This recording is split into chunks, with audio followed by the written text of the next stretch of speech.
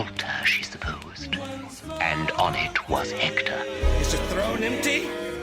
Is the king dead? The empire unpossessed? Off with his head. You got me going. All right, let's get right into it. This is the Dirt Podcast, The Dirt Podcast. and we're expanding. We got another member today, Brad, a police officer, and Former. and the regulars. Today we have special guest B.White. Then we have the Miranda brothers, Danny and Stevie. What's up? What's up? What's up? Say what's up, Brad. Hey, what's going on? Hey, there you go. And then me, Johnny Peace, still trying to adopt that. And then Dave Pursley, the creator. We have Brad, so we're gonna take advantage of that and ask him some questions. Let's clarify something. Brad is a retired police officer? Correct. Okay, so he's retired and now... I actually work for a corporation. I work for a company doing independent investigations. The Illich family, they own the Tigers and the Red Wings and Little Caesars Pizza and Olympia Entertainment. It's one family, own a ton of businesses, really good people, but I do investigations for their corporation now. Oh, okay. For all the Very businesses. cool. You get free pizza? Probably could. Never have. Yeah, probably could. So you heard Little Caesars. Out of all those businesses, you heard Yeah, Little right. Caesars, Stevie. Well, I just And then he got hungry. had some Little Caesars. That's a normal lateral movement, right? As far as Security. Yes. Well, normally because when you do retire, you're 50 and all the experience that you have is in police work. Most guys lateral into something where they're still using a gun, some kind of security. And your prior service as well? Yeah, I was in the Coast Guard. Coast Guard, nice. Yeah, I was in the Coast Guard. But this is my path isn't too usual, being that I went to a corporation. I really don't utilize a weapon. It's just investigations. Do you miss the weapon? No, I never was a gun guy. I still have the one gun I carried. I don't really have any other guns. Yeah. I've never been a gun guy. Yeah. So- I don't dislike guns. I just Yeah, when you don't want to use it. Of course not. Because you're a normal person. even when I was still a police officer, I didn't carry it off duty. I very rarely did. When I was young, I did, but I predominantly wear shorts, so it's difficult to. I just never. Hey, is that a So gun in you- your pocket?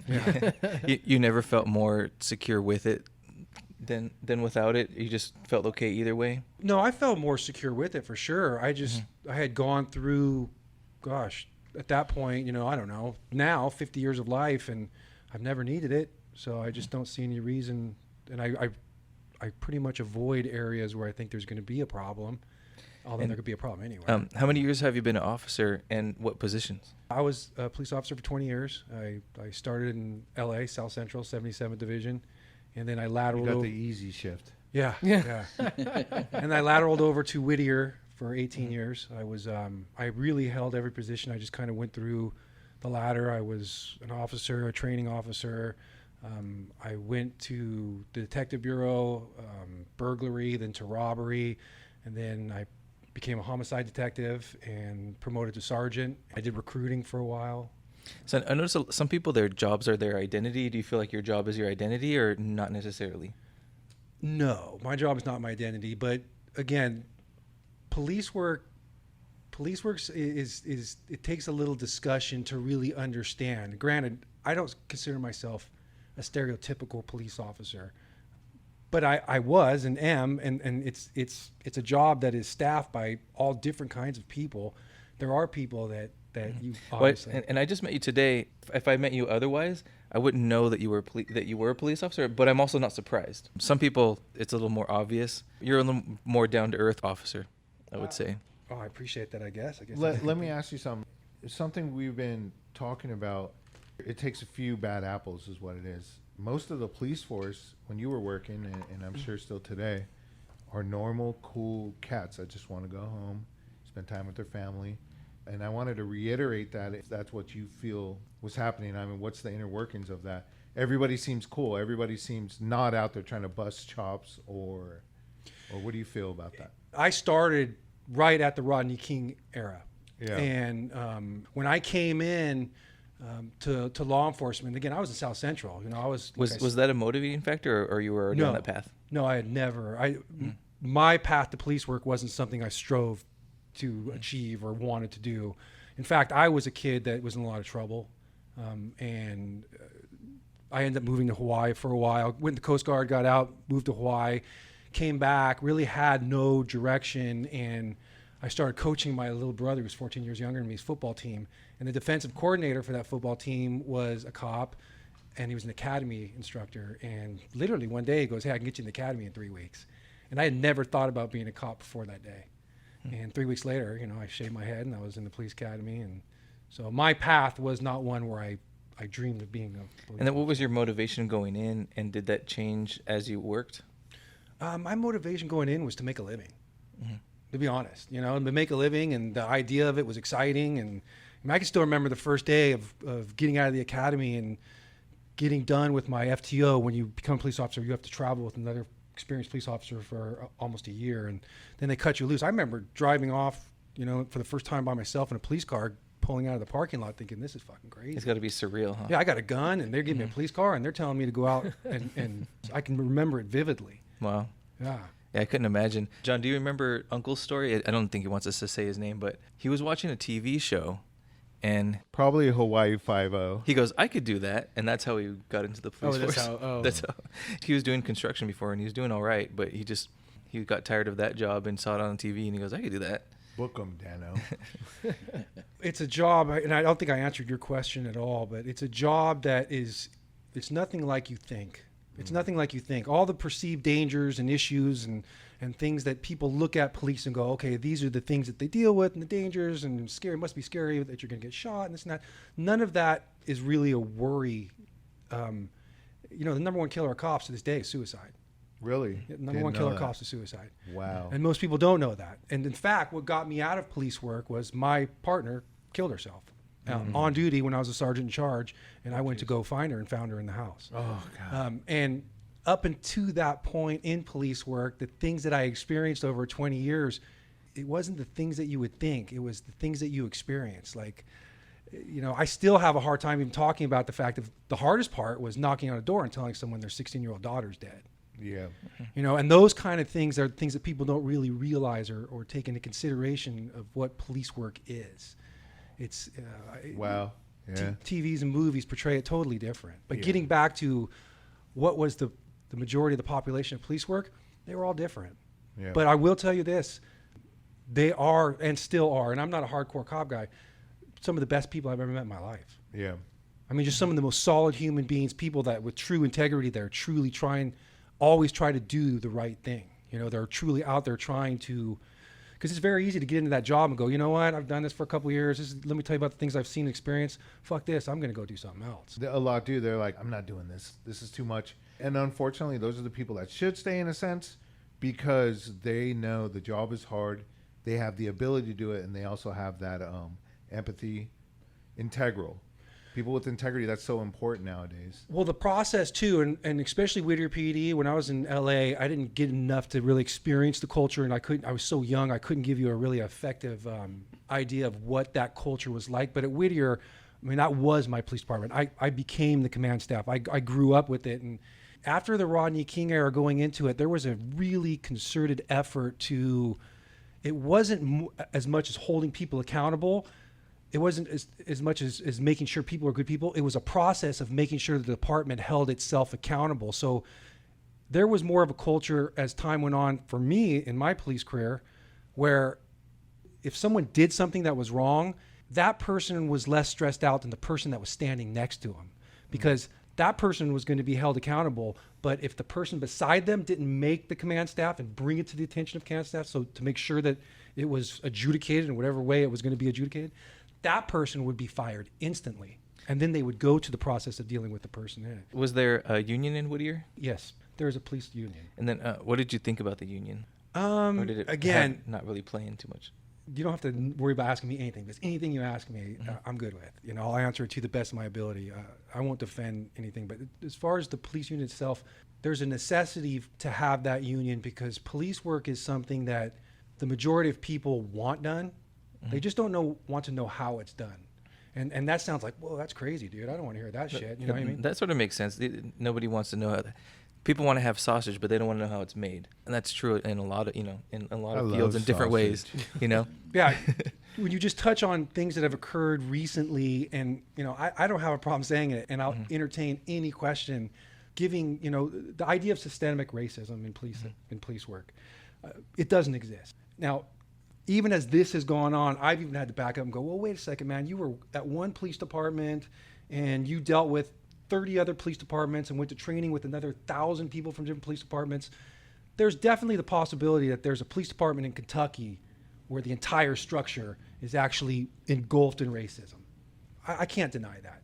But the idea of the world saying that police work is systemically racist, well, I'm sitting in front of you and I'm telling you that's impossible. Do you think having mixed races in the police department makes it less possible that it's systemic, or does it not matter at all? Oh, yeah. The officers that I worked with that were Hispanic or black or female or whatever it was they were other than white felt the same exact way as I did, because they were exposed to the same exact things and were dealing with the same exact things and saw the same exact reactions people were giving them.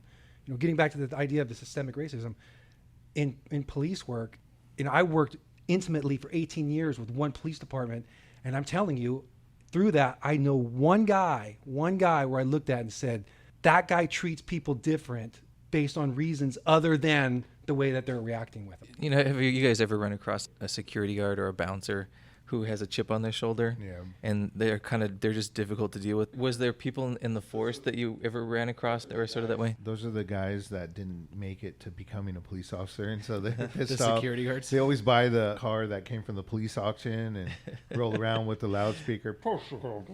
Yeah, absolutely.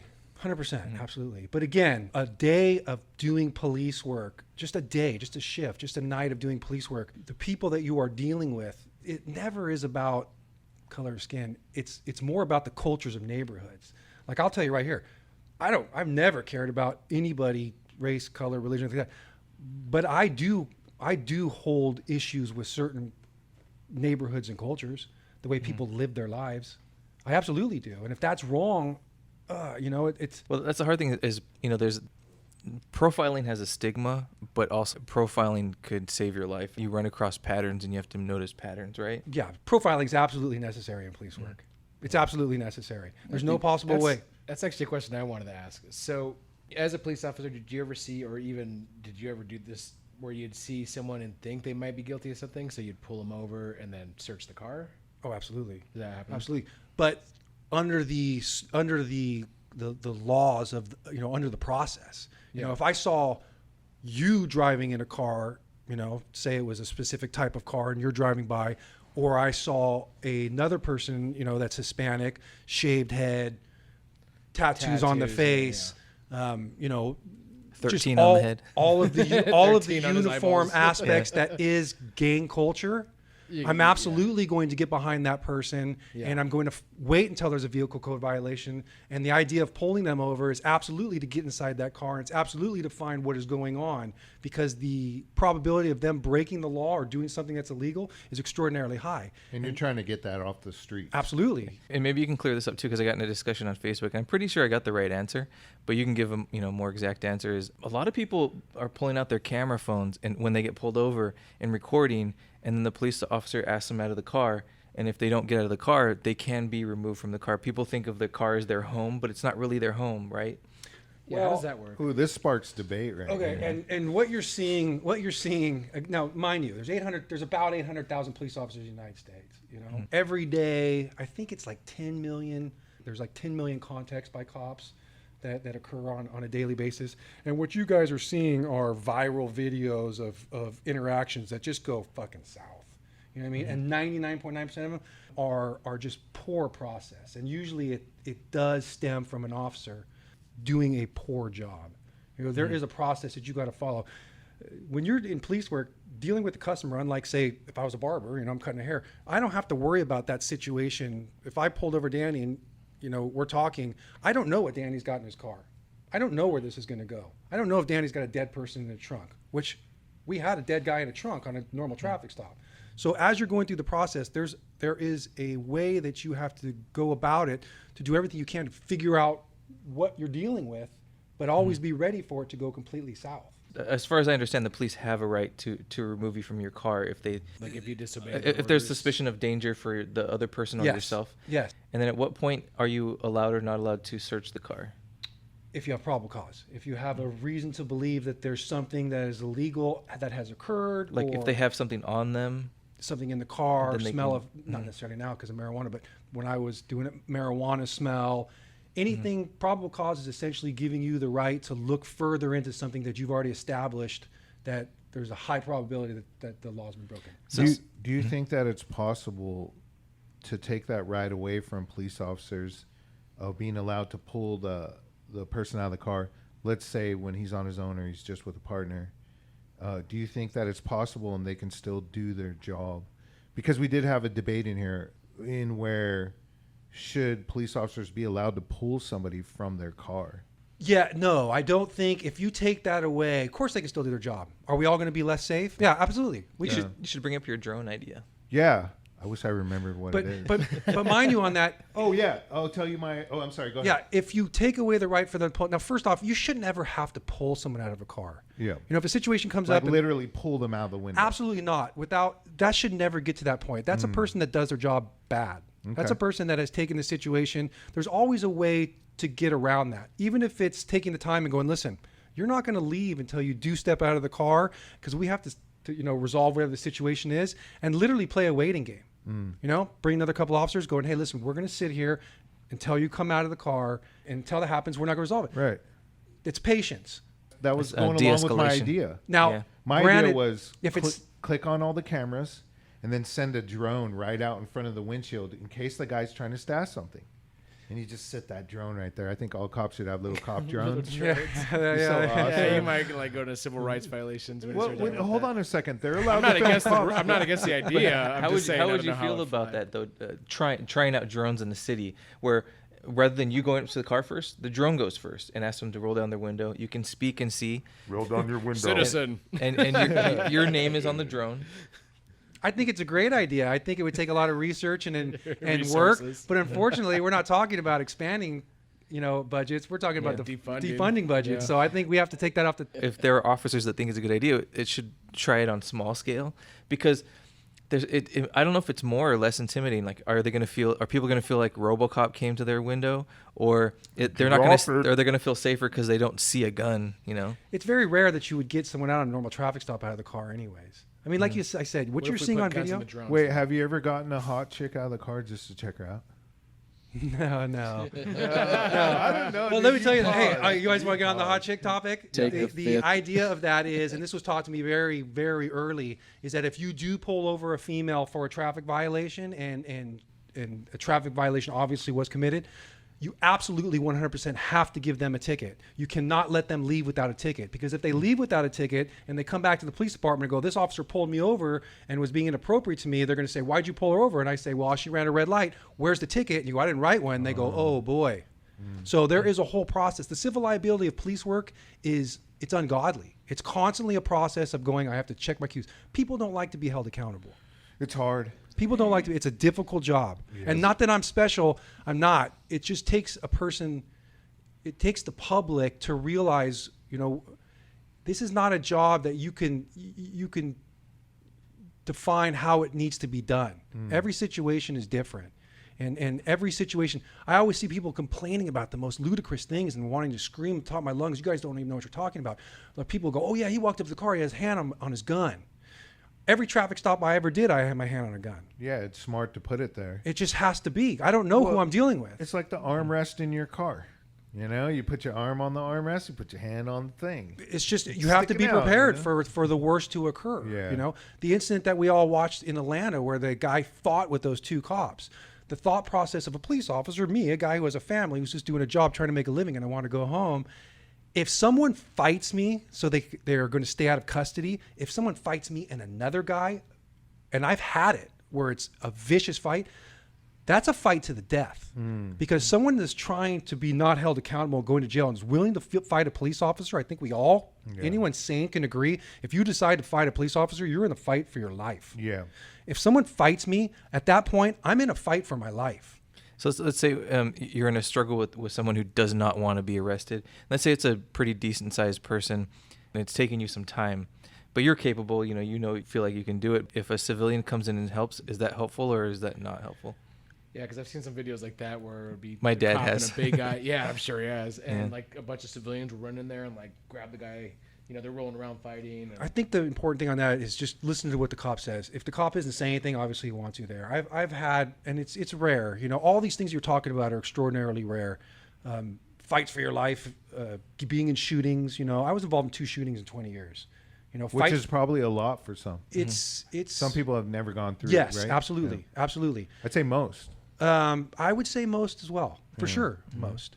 And your thought process on a shooting, when people look and try to go, wow, that guy got in a shooting, it's the most terrifying thing on the face of the earth. Your body shakes for so long afterwards. It's impossible to describe to someone, like I was discussing about this deal in Atlanta, the fight for your life.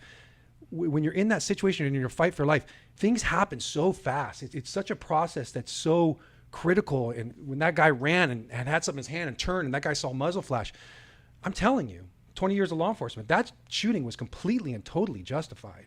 It was completely and totally justified. There's no way anyone in the world can say that it wasn't. We're in different times right now. Yeah. And that's a whole different topic that you guys probably don't even want to get into. But If you had to tell yourself now, tell your younger self who was just first going out on the police car advice, what would you tell yourself? If something you wish you would have known earlier on. Zip your zipper up. no, I would have, if me could have told me on that day, I would have said, back the fuck up, get out and go find a different job. Oh, wow. For reals. For real. And I'm not saying that police work it was enthralling, man. And I became part of a community and I met people and I had things that occurred that I would not want to erase for the life of me. I have a theory of that, and when people are young and impertinent, overconfident, if they actually knew what they were getting into, a lot of times with whatever job it is, if they're going to be an entrepreneur or if they're going into college for certain things or if they want to be a doctor, if they knew all the things they were going to face ahead of time, they wouldn't go that route. You know For what? sure. But you have to have that overconfidence to overcome that, to actually do the hard jobs. Yeah, and it takes that person to be the right person for that job because they know the job is too hard. I think that special type of person, though they don't want to do the job, I was wrapping around to that same point earlier. They're the man that's cut out for the job. I think we're going to take a quick commercial break, so let's hear a word from our sponsors, and we'll get right back to B.White. I think we wanted to touch on Officer White as his name. So let's talk about that after the break.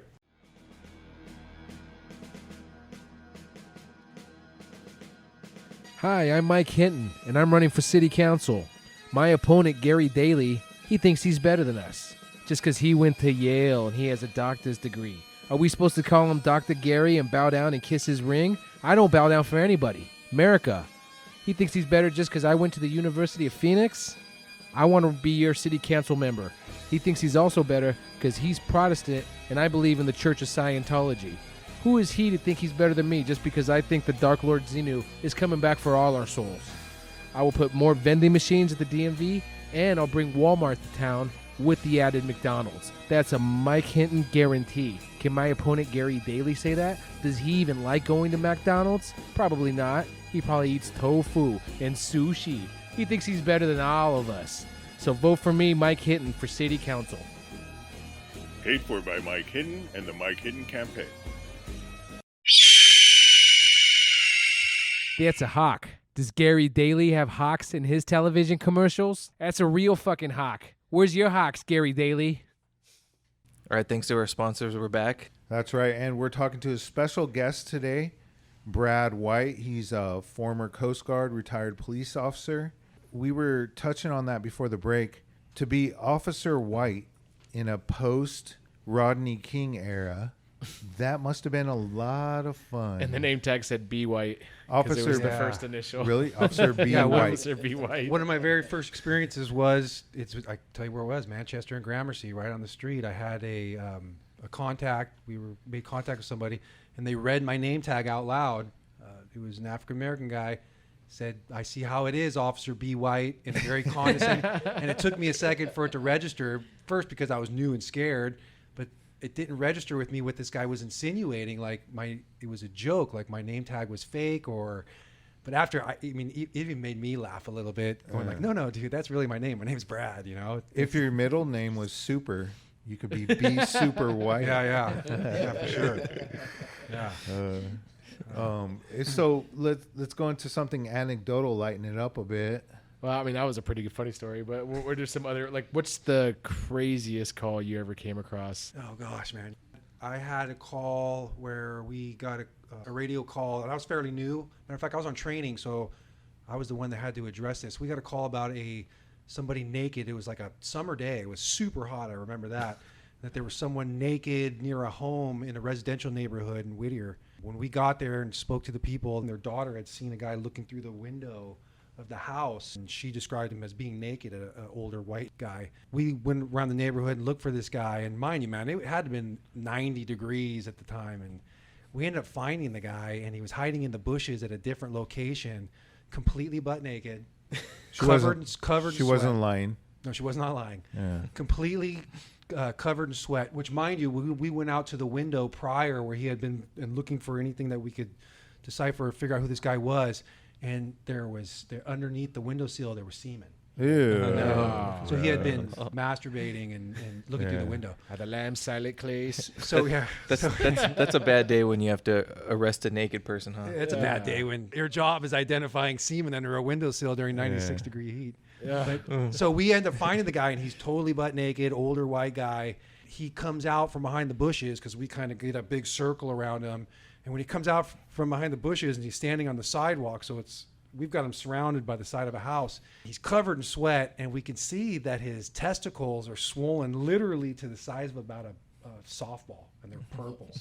Wow. And would later find out he had tied a kite string around the base of his, extraordinarily tight, and it obviously made his testicles swell.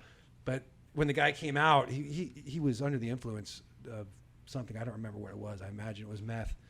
But he when he came out and we had him circled, because I was a new guy, all the other officers said, it's time to take this guy into custody, right? And so they had the big circle, and I thought, you guys got to be kidding me. You're making me do this by myself. But I literally had to go into the middle of a circle, like you see something on a viral video, and wrestle a completely naked, Wrestle. 45-year-old guy with a kite string tied around his balls. Gross. Yeah, it was. And it was difficult to get this guy into custody. You know, it was just, the whole thing was mortifying and disgusting. But even worse than that is getting him back to the jail and having to cut that kite string off his nuts. Oh, you had to cut the kite string. Absolutely. I can't. Actually literally. I had to cut the kite string off. Oh God. You can't give him something to cut it off, so we had to cut it off. So- But I threw it on the watch commander's desk. That should inspire training day too. Yeah. Well, again, getting into police work, things you don't even think about. Man, I flicked heroin balloons out of a homeless guy's ass. You know, Yeah. when he gets to custody, squat and cough, and the guy had a bunch of heroin balloons knotted up in his butt hair, and you know, the jailer says you got to get those out. I'd make an odd T-shirt. I flicked heroin balloons off of a crackhead's ass. It's made for an odd day.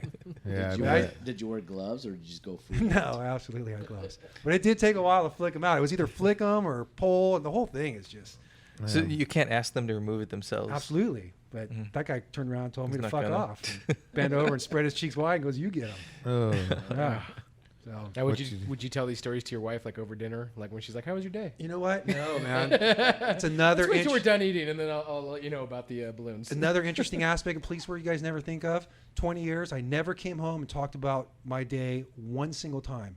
And I didn't realize that until I got out of police work and realized, you know, the effects it had, and went through the things I said mentioned before about my partner killing herself. But I realized it was never, you come home and it's never a good time to talk about what you dealt with. So it was kind of like compartmentalization. Complete compartmentalization. Even if it was You a also funny protect story. Yeah. You know, I don't know. Probably on funny stories, but my wife is the one that really made me aware of it afterwards, going, I know nothing about what you did for 20 years.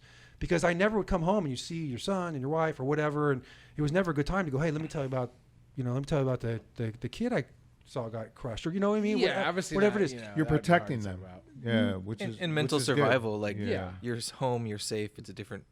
Yeah. Absolutely. You're Mental home, you're scenario, safe. yeah. There's a huge separation, but I don't know if it's even a conscious survivalness. It's just, why would you want to tell someone you love that exists in the world? Yeah. You know, I've been out of police work for a couple years now, and I had mentioned before, what would you have done if, you know, you were a young police officer, you could talk to yourself now? I said I would have backed up and gone away, because in the years since I've been retired, I haven't seen one dead person. I haven't dealt with one tragedy. I haven't told anyone their kid's dead. All the things that I experienced on a regular basis, I could have lived my whole life like this. So I look at guys like you and I go, wow, man, I blew it. because I am calloused. I am jaded. I do look at things different. I do have a different perspective. I am sad. You know what No, I mean? but you know what? You sacrificed that for us. No, So I say thank you. no, I appreciate that, but that's really not the truth. No, it is the truth. You sacrificed a piece of, I don't want to say your soul because you got soul. I never heard you sing, but I'm sure you do. But you sacrificed something in your mind that, let's say, soldiers sacrifice, and that is for the good of mankind. Okay. That's what makes you. You have these things compartmentalized away that we don't have to deal with, that would fall on other people, but it ends up falling on your lap. And without that, another we would officers. have to deal with some of that, and you're keeping all of us safe. Well, and what a noble thing to say. And we can say that about guys that are police officers now, but I'm going to tell you this, and this is completely frank. I didn't do it for you guys. I did it for my family because they were paying me a really good wage. I get that. A military guy, totally different story. Guy that goes to war, is getting paid minimum wage. That guy's a fucking hero. Yeah, I get a cop, I never thought about it like that. I never did it because I was out to save the world. I did it because I was making a really good wage. I did enjoy the work that I was doing. Yeah. And it never really crossed my mind that I'm the whole hero aspect of it. It really doesn't apply. When you get out of it and you look back and go, fuck, I could have done something different. I get that thought process you're saying, but I'm very weary of that. A military guy for sure, but if they hadn't been paying me or they'd been paying me less than they did, I probably wouldn't have done it. It doesn't matter. You did it, and that protected us. Well, yeah, the guys are doing it right now protecting us. Also, for I sure. want to give you the opportunity, because we were talking off air, but it should be on air, to give you the opportunity to explain what we were talking about before. We were talking about systemic racism and your thoughts on that, because you have the inside view on it. We look on the outside and we hear news and we judge off of what our limited experience, but you were there, so your opinion is important on that. I will say this: systemic racism in police work, it doesn't exist. And the reason I say that, and again, I set myself back because I've always said that from the start, because I was in police work for 20 years. I worked with these people intimately. They were on my vacations. They were my family. They were my weddings. I knew all these people, and I never really saw it, but maybe once or twice of the thousands and thousands of officers that I dealt with, anything that even resembled a person that was treating another a specific way because of the color of their skin. Now, I did see people that treated people a specific way because of the lifestyle they led, the culture that they were, gang membership, whatever it is like that. I did see people that maybe didn't handle their emotions as well because they were dealing with people that we knew were bad people. But as far as systemic racism, in police work, it just doesn't exist. Now, there is a possibility that there are pockets in police departments where there could be an organization that has an issue with racism, but I was a police officer. I know thousands of police officers, and the fact that the world right now is saying kill pigs and police work is filled with systemic racism is atrocious. And to be fair, we were talking about before, some of these cases that we've been talking about in the news are obviously not necessarily racist at all. Like Breonna Taylor, it's a tragic event, but race didn't play a part. It was just bad intel, and it wasn't the officer's fault, and it wasn't the guy who shot or Breonna Taylor's fault. It was just a terrible, tragic circumstance, and I'm not sure race didn't really play into that. And there's several of those within, the names being named, and there's ones that are questionable, but there's ones that are definitely not. Race isn't necessarily playing into it. Well, the most prominent one that we're dealing with right now, and I'm sorry, I can't think of his name because I separated from everyone, but George Floyd. George Floyd, the officer that we observe kneeling on George Floyd's neck. I mean, there's nobody, especially law enforcement, that is not going to look at that and go, this guy is full of hate. This guy was a person. We are witnessing something that's atrocious and it's horrible, and it absolutely, should be addressed and dealt with. But at no point is there any evidence whatsoever that the reason he did that was because of the color of his skin, unless there's something I'm missing, unless there's something that wasn't thinking. Obviously, he's a person that's full of hate, that's doing something horrible to a human being, but that's all of our problems. Yeah.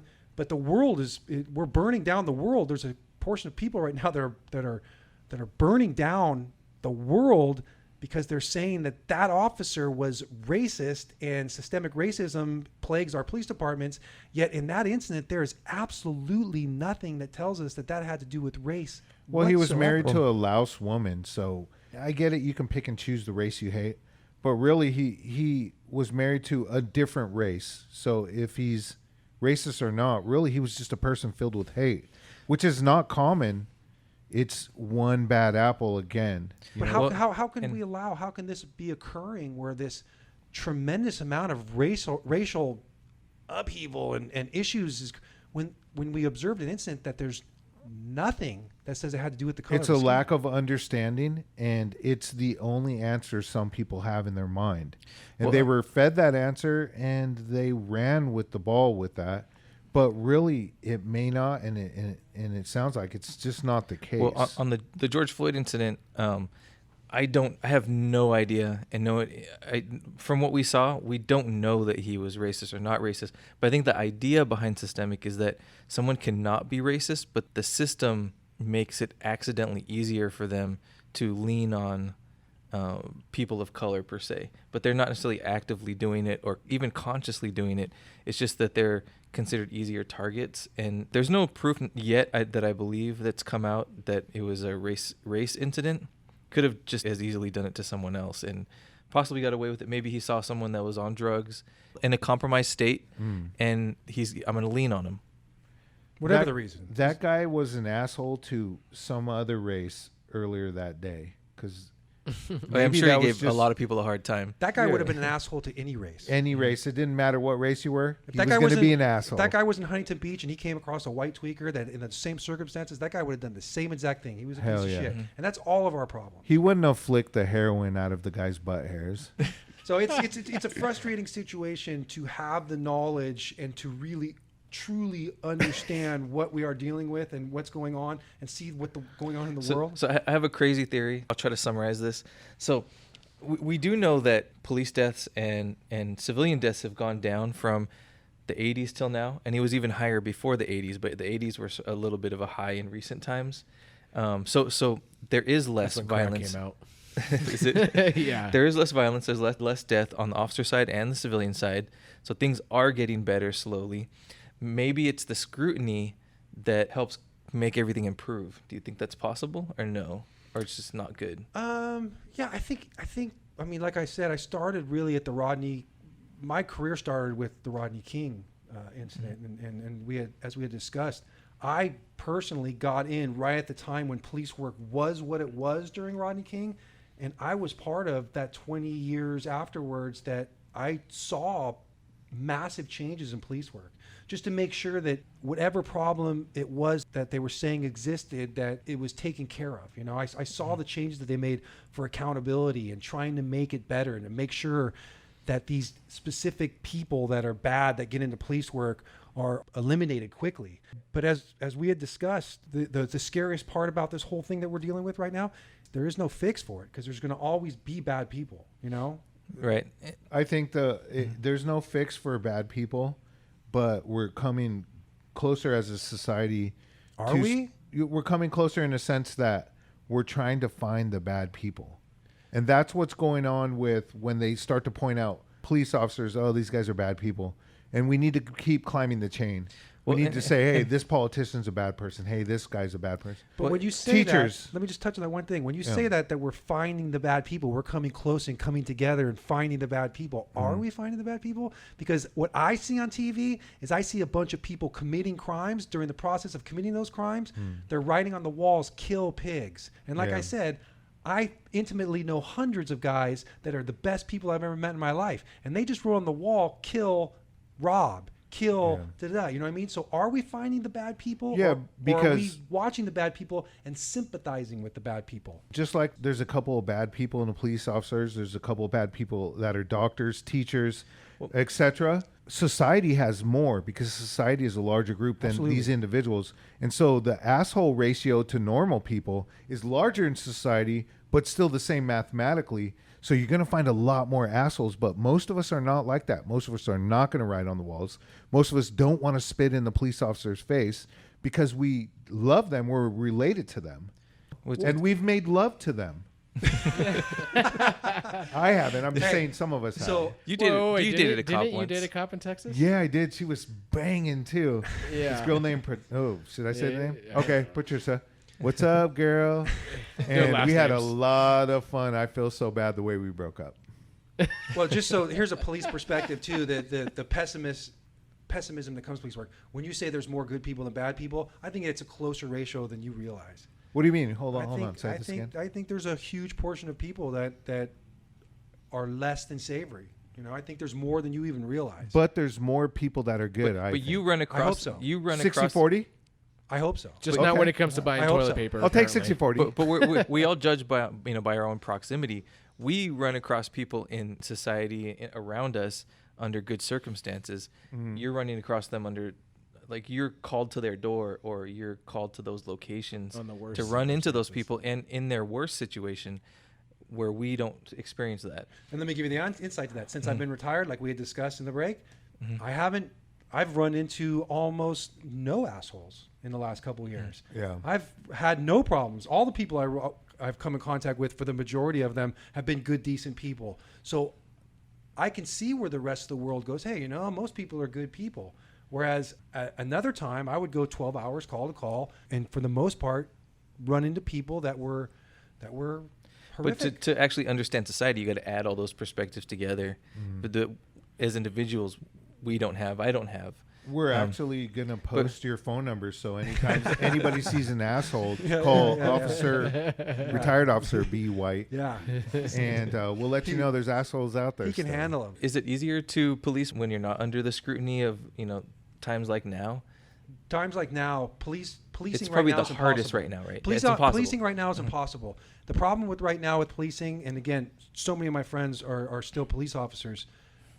We are more unsafe now than we've ever been in our life, because police officers are not doing the things that they normally do to ensure our safety, because they do not want to get into a situation that's going to be The next news story. or taken out of context or video or under scrutiny. To get into specifics, I'd like to ask you about two things. Chokeholds, are they necessary or not necessary? Aren't they illegal in most police forces? It depends on the police department you were on. I know that our police department, I believe, and don't quote me, but I think they got away from teaching that. I don't think it was ever said you can't do it. But with police work, Do you think it varies per area? I think it does The vary with policies that of the area, But yeah. would I say that you have to take it away? Absolutely not. And the reason I would say that is because until you're in a situation, and they are rare, but until you're in a situation where you're actually in a fight for your life, which very few rare people get into. It's very rare when someone gets into a fight that's actually for their life. If you're in a fight for your life, I believe once that's established, that any possible tool that you have to eliminate you dying, or that person getting away and being the possibility of putting someone else in the same situation, I believe they should be available. Last resort, but available. I have heard Available. from experts in jiu-jitsu people that to take that away is sort of crazy, because it could be the difference between life and death in certain scenarios, for sure, but also too that there should be training to make sure that people know how to apply them properly. Well, I think one of the biggest stories that brought a lot of light onto that was in New York, when that guy was selling, Eric Gardner, I think his name is. He was selling loose cigarettes. And the cop wanted to talk to him about it, gave him attitude, and he's like, I'm not dealing with this. And the cop just grabbed him from behind in a chokehold. And again, killed him. excessive, a bad example Exactly. of police work. Steve's and so on. actually into chokeholds. That's one of his things. He's kinky. And you probably haven't, you may or may not have experience with them, but how do you feel about rubber bullets that are being used right now? Absolutely necessary. Just like they're saying about the tier in the certain scenarios. I mean, what other? Because I think the bad thing, like this is from, I know I don't understand, so that's why we're asking you. Things that I think are, I'm not sure that they're shooting the people that they should with the rubber bullets. It is shot into, I think a lot of times the punishments go towards the peaceful protesters and not towards. I don't know that they're. Portland. I'm not sure that they're shooting them at. Dude, I've been watching videos of Portland, and it's kind of like mixed. But then I watched. But it seems like the looters are getting away with it, and the peaceful protesters are getting shot. but peaceful so. Because I saw a lot of I saw a lot of lasers on the federal police that people were shooting in their eyes, which is causing some cops to go blind. Oh, and I'm seeing like Portland has been rioting for 5 years. First off, I feel like they've been rioting for 5 years. Every situation is different, and when you say that about they're shooting the wrong people, and this is my thought process, and this is a mob mentality. I'm going to give you an example. I've been involved in one riot situation. It was a long time ago, but it was the Huntington Park soccer riots. It's when Mexico won the World Cup. And Huntington Park completely lost its mind, predominantly Hispanic community. They were on a specific street, Pacific and Slauson. They were throwing things through windows. It was a complete, total celebration riot. They were destroying the entire city. And they called in, they had this system, it was called the E-Corridor, where there was mutual assistance, where they called in all the SWAT teams or riot teams or whatever there was they were called at the time. They brought us all to Huntington Park from Long Beach, Whittier, Downey. All the police departments sent like 10 guys. We had about 100 guys there, all dressed in riot gear, all with rubber bullets, tear gas, smoke, the whole thing. We all lined up at the end of Pacific Street going down towards Slauson. And I'm literally talking about a sea of people that were losing their mind. It had gotten to the point where they were destroying everything. And we lined up 10 across, 10 deep, and they started lobbing tear gas. And we went down that street, and anyone that stuck around as we were walking down the street slowly, they got the business. You know, they really did get the business. I'm not going to deny it. But that ended in 5 minutes. It was over in 5 minutes. It was dissipated. The people left. So did it work? Absolutely. And that's good stuff to know, because, you know, we often don't hear from the officers. We hear from the press. What do they know? Nothing. They're not doing it. And the problem being is when you say situations like now where they're saying like, oh, we're going to take away tear gas and we're going to take away this and we're going to take away that. Now what is the option? Because people don't understand mob mentality. You get people in a situation and it starts getting to that point where people start rocking. And this guy throws a rock and that guy throws a rock. People lose their minds, and you get a riot situation, it eats itself, it feeds itself, and it has to be extinguished quickly, or there's going to be a tremendous amount of loss of property, life, and everything. We've taken away the ability for police officers to do that because, again, people want police work done. They just don't want to know how it's done. So now when you bring it into the living room, if you're everyday Joe and they're sitting there watching this and the cops are coming down the street, just like we did in Huntington Park, it's hard to look at. I understand that, but there is an aspect of it that is completely necessary. You know what I mean? Because with all the gear that the officers have and the riot gear, that wouldn't really matter if that mob wanted to take them over. Absolutely not. They wouldn't stand a chance. An unarmed mob just finding stuff that are around them. It's that the officers have to be smarter. You know, like you said, they have to. Well, look what's happening now. They have to dissipate it as quickly as they can. The world has said, take away the tear gas. Don't do. People that don't know anything about policing a community are saying you can't do this, you can't do that, you can't do this. And now what we have is what you're watching on TV, where you have 7 days of hundreds of thousands of people all over the world victimizing so many people, busting into their businesses, beating people up, assaulting this person, damaging that person's car. And the world's okay with it. We're not interviewing that guy that got pulled out of his car. I mean, I don't know about you, but if I'm driving up on a freeway and someone's got it blocked, I saw Reginald Denning. I'm going to be terrified. Yet we're subjected to that person that drives through them, and we're not even, talking about the people that blocked them and put them in this situation of terror. Which is a scary thing. So scary. You have your kids in the back. I'm driving through. We are totally unsafe right now. And I think everybody would think they would do that, even though they may not. We are letting people that have no idea about the safety of the world and how to police the world tell us how to police the world. And we are more unsafe right now than you've ever been. You don't even realize that. That's super common right now. We have legislation telling us we can cut hair outside. We have people saying restaurants can serve outside. And we're all on lockdown. That's what's going on right now out in the world. And we're being told, people are losing their minds. And we're being told how to run our businesses. And that's just not going to happen. That's actually going to lead us into our next commercial break. Enjoy.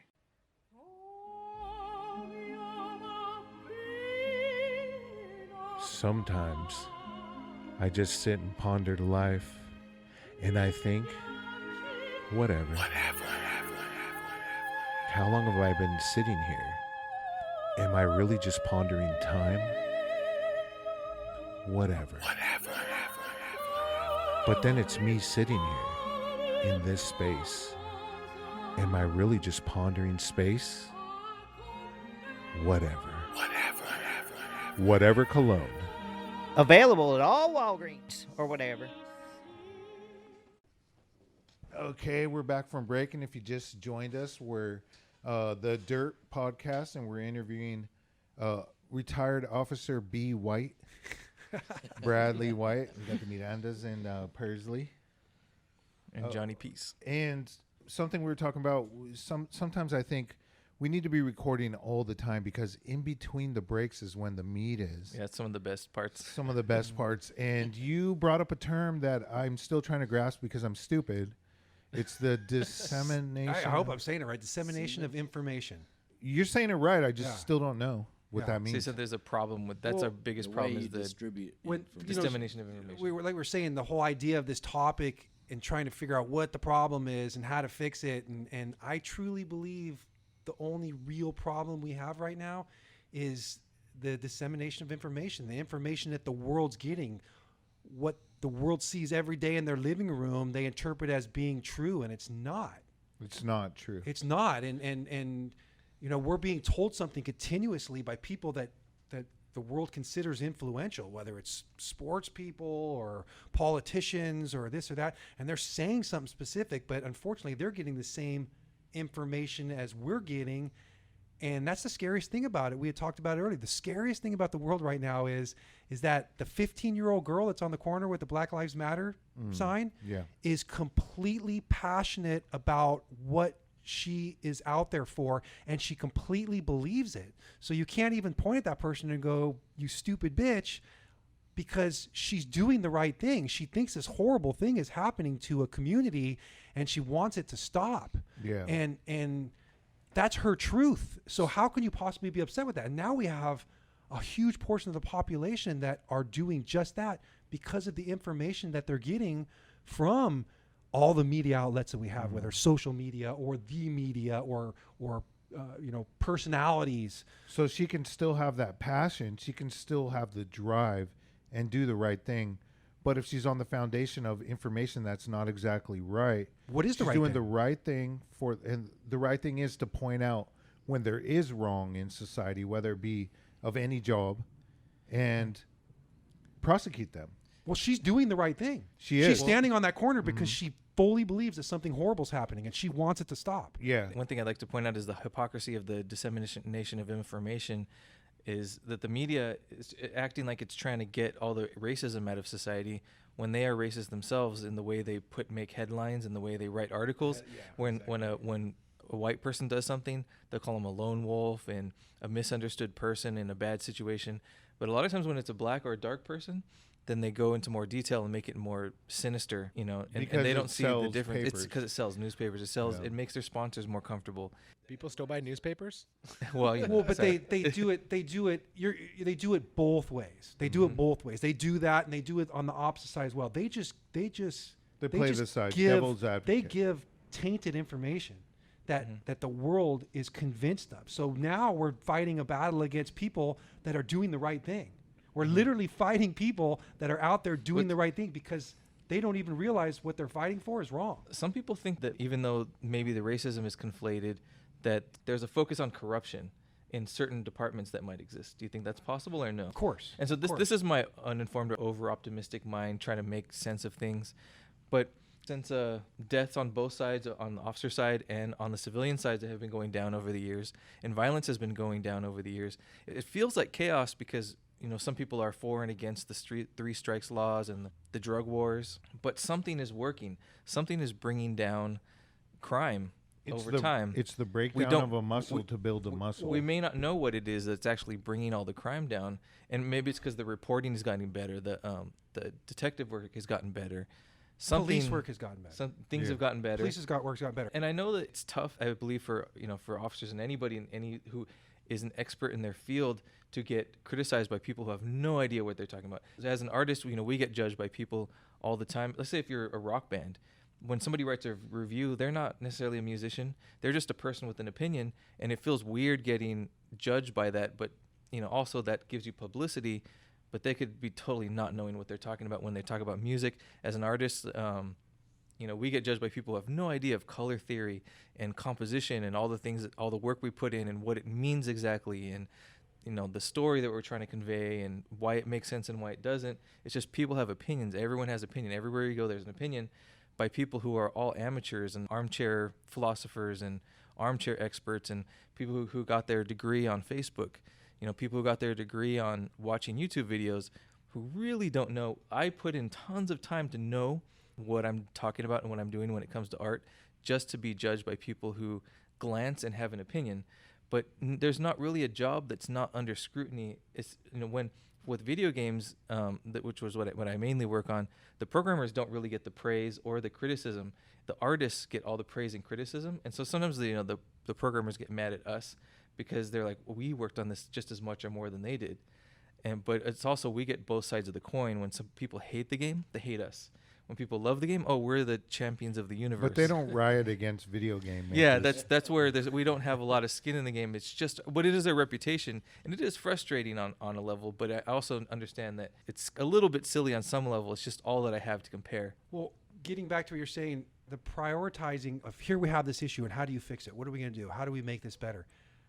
I think the situation is that when you're talking about police and corruption, and if there is corruption and systemic racism, I already told you how I felt. That's based on my experience, and I did it for 20 years. I was in it. I got no skin in the game. I was there, and I'm out. Danny, I think he has an idea of who I am. I would tell you at this point. I would tell you, yeah, hell yeah, they're all fucked up. I saw a whole bunch of racism. I want the same thing you guys want. I want safety. I want our families to be okay. I want to make a living, and I want to live my life. Other than that, just leave me the fuck alone. Yeah. But the problem beyond that is I think as a world, going into further what I said, like now we're fighting against something that a whole group of people that think they're doing the right thing. We got to really focus on what we're doing. How many doctors are killing people right now? How many doctors are writing prescriptions for opioids that are just fucking wiping us out? How many people are burning down a city saying defund medical schools? It doesn't exist. What we're dealing with, an organization being police that hold people accountable. Yeah. And people don't want to be fucking held accountable. People do something wrong. Actually, the medical industry is getting some criticism now on vaccines. But I mean, we're not protesting. We're not avidly going out and saying some, but nothing like what's going on in Portland or things like that. Yeah, kill doctors and this and that. There is no focus on. Yeah, that's actually why they've been taking the Breitbart news thing down, is because they have to take it down. It's true. Because they're like grading Fauci and things like that. It's creating but you know what I mean. But it's not as bad. You know what I mean. It's a much smaller faction. It is creating death threats, and that's why they're taking those videos But it's down. a much smaller faction. We're not actively interrupting the entire world trying to get medical schools defunded because we're so worried about nobody's looting doctors killing people, when in fact doctors are killing thousands of people every month, and police are being accused of killing innocent people because of the color of their skin, when we have no proof that existed, even in the most prolific one that we've ever dealt with, which is what we're dealing with right now with Mr. Floyd. We need to prioritize of what we're doing and what we're looking at, because there is no answer. This is not going away. Cops are going to kill people. It's going to happen. Something that we should all realize is what you get from the media is hearsay. And so if you're using that as the foundation for your drive or your passion, the information is not quite out there. If there's nothing there to grab from, there's no fruit on the tree. Well, so that's what we're trying to do here, is we're putting the information out that this is, it isn't necessarily a race thing. Yeah, this thing is just trying to weed out assholes in general. I think that's probably the biggest thing we can take away from this is people have their heads, they get in these little bubbles with just people that they know and who already agree with them, and they cut off people who might have different opinions when they keep their head in Facebook, or they keep their head in Fox or CNN. When you should talk to the QAnon. You should talk to the people that you know. If you know officers, talk to them about it. Ask them questions. So the remedy is conversation. Well, that's what, anytime I would get if you know nurses or doctors, talk to them. I would always ask Brad questions. I think around 2015 with the Michael Brown stuff, I was asking you questions. Yeah, the biggest issue is people got to stop making it just their problem. It's all of our problem. And when you talk to people, you realize, oh, that's a person like me. But if you're just listening to the media, you start thinking, you could start thinking of them as different, and you start forming your own opinion based off of, things reflected off, different mediums and surfaces, where then you actually talk to someone, you're like, oh, they're like me. If I would be doing like they would do if I was trying to do that job as well. Yeah, and what Brad said was, it's everybody's problem. It doesn't matter what race you are right now. This problem that guy killing George Floyd is all of our problem. Because we have no proof he did it because of clever skin. The only thing we do know is he was a bad person and he killed a human being, and that's all of our problem.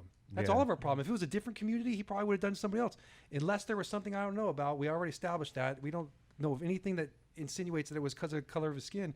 But all these problems are all of our problems. Doctors overprescribing opioids on purpose to make money. That's all of our problems. You know what I mean? And people want to make it just theirs. But the issue with cops, the biggest one, is people don't like to be held accountable. And cops hold people accountable. That's why people love firemen and they hate cops. Because cops pull you over and give you a ticket. Even the good people get pulled over and they get tickets. Yeah. And that fucking pisses you off. Because I've had a ticket and I'm a good guy. And it pissed you off. And you thought that cop was a dick after you wrote the ticket, right? Yeah, Absolutely. Yeah, he was kind of a dick. He was training some officer, and I told him, "Look, man, a driver's license says I live across the street." I said, "Go back to Irvine, bro. After your shift, believe the locals alone." There's some truth in that. If you see a local address on the driver's license, let them go. Well, here's the go. question. I'm not a hot chick. But here's the question I got for you. So you got a ticket. Did you do something wrong? Of course, I had no seatbelt. Okay. But it still pissed you off. Oh yeah, I was not happy. Because no one wants to be held accountable. Yeah, you're right. Nobody about that. does. So you're dealing with an entire entity that is holding everyone accountable. You know what I mean? So it's very easy, especially people that are out busting windows and looting and stuff like that. Yeah. Those people do not want to be held accountable. You know? They just don't. So it's an impossible Over situation. a pair of fucking Adidas shells. Just cracks me up. You always see them coming out with shoes. Really? What's the most expensive? Well, they're Jordans? No, those guys. Dude, You those make guys- some money selling Jordans. Yeah, but come on now. What are you going to make? Well, those You know, guys- $300-400 bucks? No, make those guys that hit thousands. Soul Stage. You can in make LA, thousands. Those guys got like $15,000 pair of shoes. Yeah. One pair of Serious? I shoes. should have Oh, looted yeah. then. Sneaker Shit. game. If you It's get into huge. selling Jordans, if you can find them for cheap and sell them on the streets, you can make. Dude, I'm so practical. I watch that and I go, "That's probably not even their size," and they're taking all those shoes. Yeah, you can't That- be I just searching think for that way. your Nope. size. No, sneaker game's big money. Yeah. Big money. Oh yeah. Well, shit, I should have Speaking of looted. the media, I always got 1 year on the street. speaking of the media, were they defamation of character? There was a kid in the news, I think, recently, a high school kid who was getting a fat settlement. The one that was staring down the Native American. Yeah. Yeah. And all these news outlets were making him look to be the villain. Like racist, because he had a Trump hat on, basically. Yeah. And later on, it was found out that he was being victimized, and so his lawyer filed a lawsuit, and I mean, it involved, like, I think CNN. I fell for it. Washington I'm not gonna lie. Post, I fell for it. I'm like, man, that Guardian, kid's messed up. all these all these media outlets, and it's like a $275 million lawsuit or something like that. Yeah, well, civil law has destroyed this country. Yeah, It's a huge lawsuits problem for sure. It's a huge problem. Okay, so we're going to wrap this up. We have a lot of meat to chew up. There's some bone in there, mostly Steve and Steve's bone.